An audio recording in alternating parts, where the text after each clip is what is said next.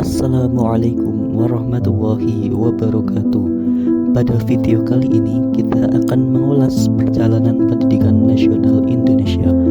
Sejarah mencatat pendidikan di Indonesia telah melewati perjalanan panjang dimulai sejak sebelum kemerdekaan. Perjalanan pendidikan nasional Indonesia dimulai ketika zaman kolonial masa pemerintahan Hindia Belanda. Pada masa itu, pendidikan hanya ditujukan untuk kalangan tertentu guna melancarkan bisnis yang menguntungkan pihak Belanda.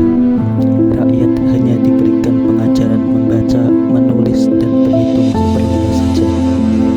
Pada tahun 1854, beberapa bupati mendirikan sekolah-sekolah kabupaten, didirikan pula sekolah guru di Solo, dan sekolah Bumi Putra yang hanya terdiri dari 3 kelas.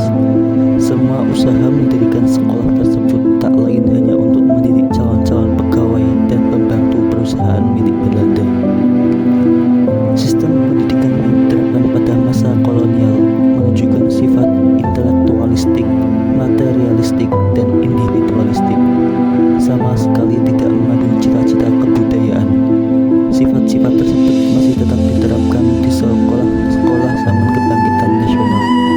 Keinginan dan tekad untuk mengubah sistem pendidikan dan pengajaran agar sesuai dengan cita-cita kebudayaan dan jiwa nasional muncul pada tahun 1920 sebagai bentuk kesadaran kultural dan kebangkitan politik. Didirikanlah sekolah taman siswa pada tahun 1922 di Yogyakarta oleh Ki Hajar Dewantara sebagai perwujudan untuk pendidikan Indonesia agar terlepas dari jeratan kolonial.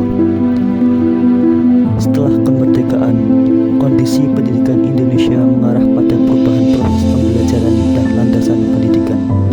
Pendidikan di Indonesia mulai meninggalkan paham-paham kolonial dan berusaha agar sesuai dengan kebudayaan dan jiwa nasional bangsa Indonesia.